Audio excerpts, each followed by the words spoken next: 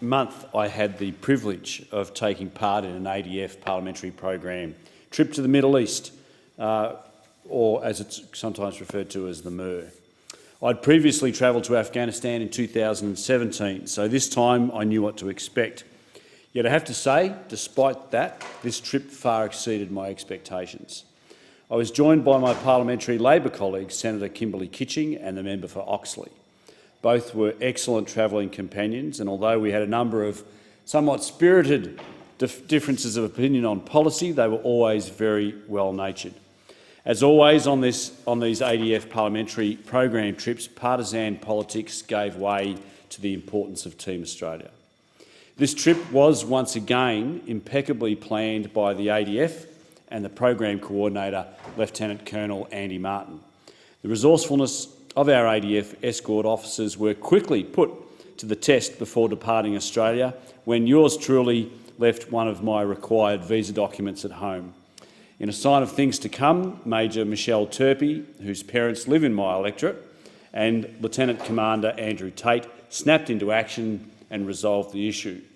It was to be just the first of several things that I left behind during the trip. In every case, Michelle and Andrew had it all sorted quickly, without fuss, and with my battered pride intact. Truth be known, they probably wondered how I managed to tie my shoelaces in the morning, Mr Deputy Chair. ADF parliamentary program trips to the MER differ markedly from most parliamentary trips with ADF personnel. With the ADF parliamentary program, parliamentarians are afforded no luxuries, no special treatment. We eat, sleep, bathe and train alongside ADF personnel. It's an immersive experience, providing us with the most realistic opportunity to live the life of an ADF member for a day or possibly 10. It's a remarkable chance few civilians are afforded to get a better insight into the lives of the men and women that we politicians send into harm's way. Every person who travels into the MER area of operations with the ADF must undergo a form of severe ritual punishment designed to test one's emotional, physical and intellectual resolve under the covert ruse of a military briefing. Based on, no doubt, the habitual beatings of Roman military discipline, in 2019 this practice has morphed into what is known to all modern ADF servicemen and women as death by PowerPoint. It could certainly be used by the ADF as a potent weapon against any future enemies, though I'm concerned the practice would be outlawed under the Hague Conventions. All jokes aside, Mr Deputy Speaker, the first thing on arrival that becomes immediately self-evident are the 50-degree heat. After the 50-degree heat is the professionalism of our ADF personnel. From private to commander, each and every interaction I had left me with an abiding sense of pride.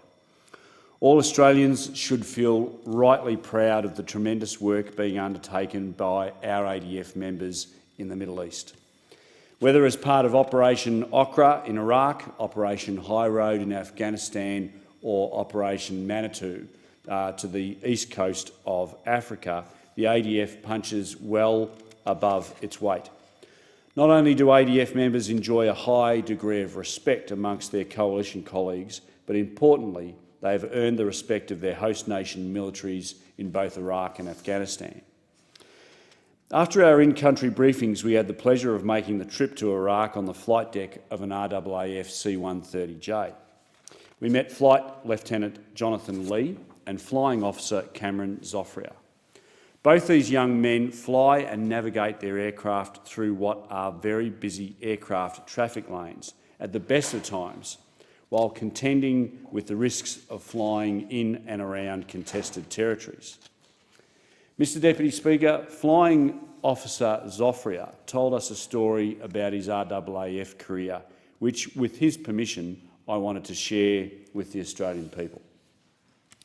It demonstrates the resourcefulness, the tenacity and never-say-die attitude of the modern ADF member, even in the face of adversity. Flying Officer Zoffria had not been flying C-130s for very long. Only a few short weeks prior, he'd been flying classic F-18 Hornets, and he was preparing to graduate. After training for some 5 years and poised to fulfil what was no doubt his life's ambition of becoming a fast jet pilot, in his final week of training, Flying Officer Zofria was told that he would not be graduating. Expecting within days to go to RAF Base Tyndall, he'd sold his car, given up his unit and signed a lease on a property in the Northern Territory. But it was not meant to be.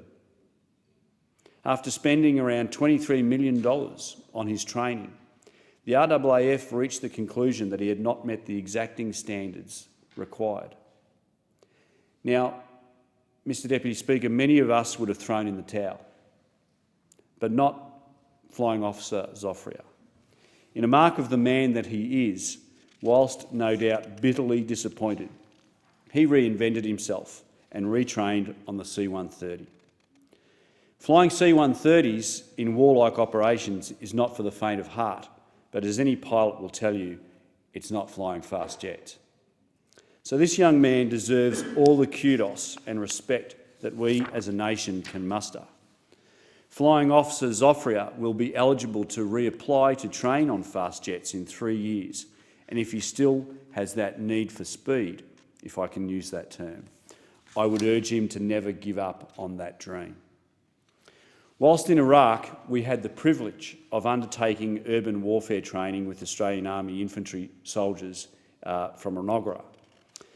Using what's called airsoft weaponry rather than live ammunition, we learned about clearing buildings, looking for work and protecting our mates. We searched countless buildings looking for 2 simulated armed intruders. It was hot, incredibly demanding work, both physically and mentally. We knew that behind each closed door could be a mock insurgent armed with one of these airsoft weapons. Now, Mr Deputy Speaker, for anyone who has ever pulled up carpet before, let me tell you that whoever gave the term airsoft to this ammunition, its name probably came from the person who invented smooth edge. I am still sporting the bruises some 3 weeks later. As a soldier, it appears I make a good politician, and the men that trained us will no doubt be dining out on our exploits for many days to come. However, what we lacked in skills and experience, we made up in our enthusiasm and the rat battle cunning, as it was described of Senator Kitching, who clearly was not troubled by our rules of engagement or by the simulated death of her enemy combatant as she continued to empty her magazine into the poor bloke lying on the ground. Finally, I want to single out another ADF member, Lieutenant Commander Erica Meads, who I saw unexpectedly as I boarded the mass charter flight in Sydney. My friend, Erica, is completing a 7-month deployment to the MER, but in calmer times serves on my Fisher Defence Industry Initiative Committee and is helping me drive defence industry on the Sunshine Coast. Erica, I want to say thank you for your passion for all things defence. Please stay safe, enjoy your time in the Middle East, and thank you for your service. Indeed, to all members of the ADF, we say thank you for your service. Your professionalism, your skills are a credit to you, your mates, and our country. And it was my privilege to be able to spend even just a few short days with you. I want to thank the ADF in general, the Vice Chief of the Defence Force, whose responsibility it is to organise these ADF parliamentary programs. They provide a very, very rare insight, and for me, as someone who has one of the largest veteran populations in Australia, in my electorate, I've never served in uniform. This gives me a very real, albeit very small snapshot into the lives of what it is to be an ADF member. And I believe it gives me an incredible window to be able to serve my constituents in the best way that I can. So thank you to all those involved. Thank you to all those who made us feel welcome as part of the ADF parliamentary program.